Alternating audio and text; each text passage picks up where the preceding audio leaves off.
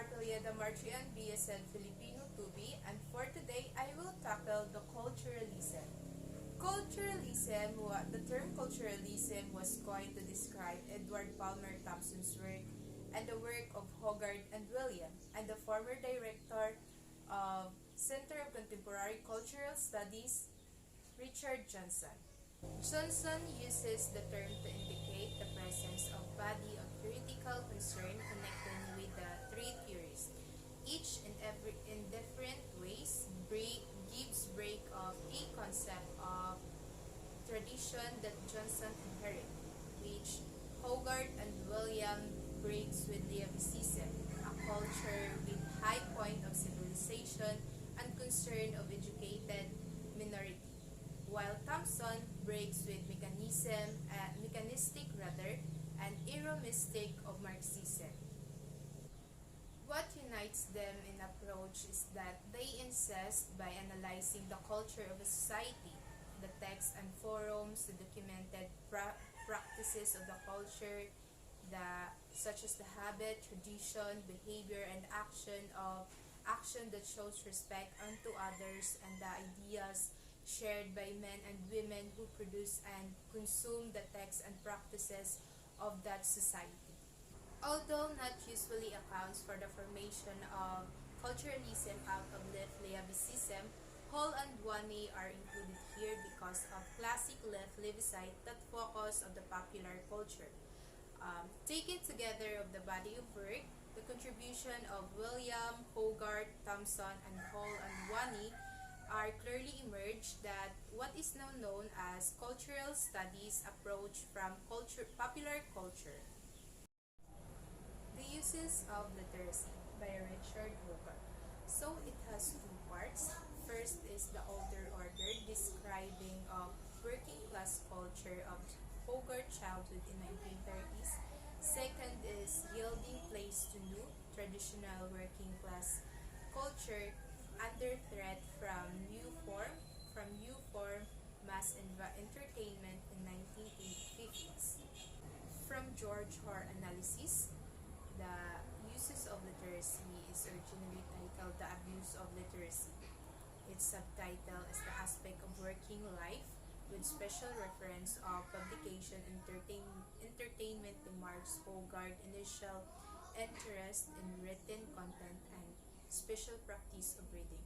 But I would argue that I would suggest the limits of literary studies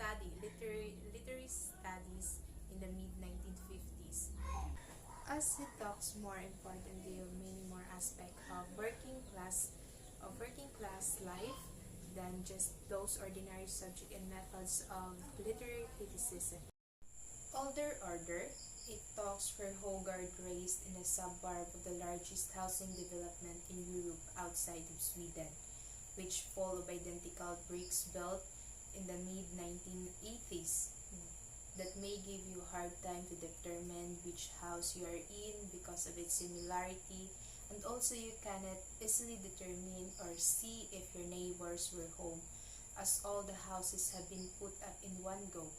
There had been no development of smaller streets, corner pubs, and shops, only a massive asda. Hogarth details an entire order from the centrality of the neighborhood of group life to characteristic attitude to faith and luck. So Stuart Hall called this method social hermeneutics, which Hogarth takes regional culture for class culture, such as a thing of standardized working class speech, even in today upper class and middle class speech and working class speech exist as a set of regional variants. So second one is the greater partiality, as he experienced or based on his life as a hard-working scholarship boy. He stays at home struggling for a quiet place to study rather than entering the work of work. So the uses of literacy, it is often painted out an account of the private life of the working class, with public world of politics centered around the workplace and the tension between the wholly excluded. So culture here in a way that we easily accept today instead also refers to the experiences at both habits, everyday group, even in filtering down to varieties of life, in which all this aspect, the way life must be given place for us to begin and deeply understand what really culture is. The uses of literacy is a warning against an reductionism that does not hold on these complicities of reality rather. It only depends on how we conquer all those describing words that cannot give us confusion in every situation we made. William Responses the uses of literacy critic of commercial society and the idea of this culture replacing and subordinating existing working class ways of life seems to me to be valuable. He correctly identifies in the second part of the uses of literacy the swallowness and the specious populism of culture publication, which he confirms fairly the working class culture are very important and must bear in mind the unbalanced nature, unless we are satisfied with losing all that is good in the older order and uncritically accepting the newer mass art. This thought was an important one for the early New Left caught up with the same quick profession or cultural shift that Hogarth described, which he talks about the spiritual drying out to those who hung around in milk bars with no aim, no ambition rather, no protection, no belief, in which a moral critic is offered of. Those members, in short, those people who does not go to school just to learn and gain knowledge and be a productive one. Williams sees a distinctive working class culture as inhering the emphasis of extending relationship through association of groups and political organization in contradiction of Burgess' ideas of competition and services. The centrality of ideas about society and constitutive human relationship to any type of thinking about politics is difficult to exaggerate. We must also think carefully about the role of associational groups in today's society. To have an extending relationship is still one of the current situation today. Always bear in mind that in today's generation, lots of people experiences or do exaggerating behavior, especially when it comes to politics.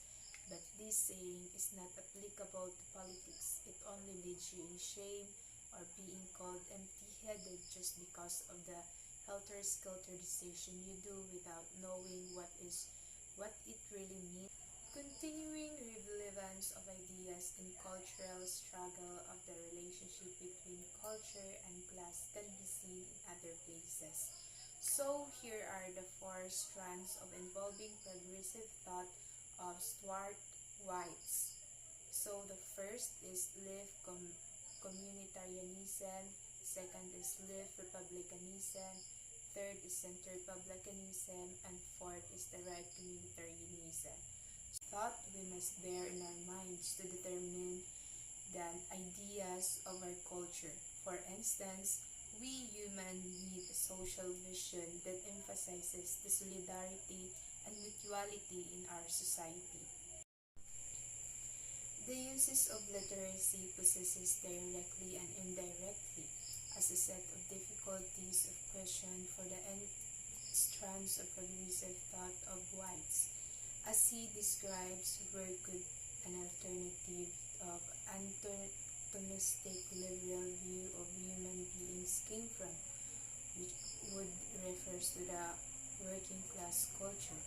On the other hand, what is the role of materialism in progressive politics? Does it determine basis of solidarity? What about the class? Does it still exist? Does it form the basis of political action?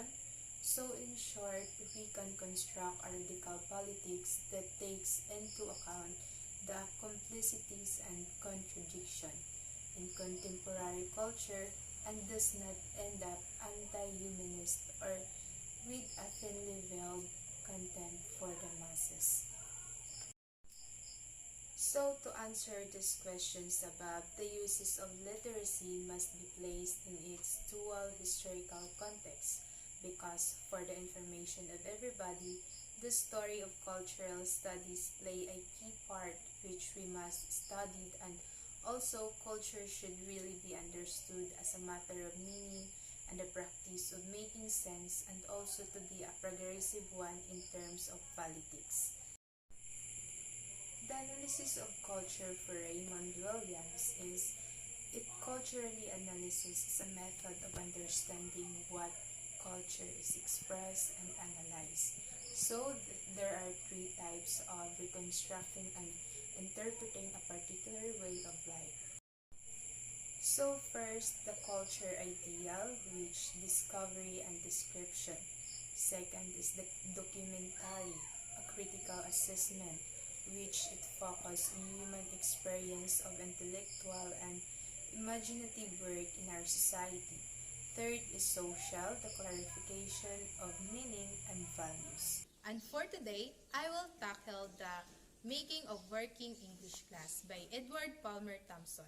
So the Making of Working English Class details the political and cultural information of English working class by approaching its subject from two different but related perspectives.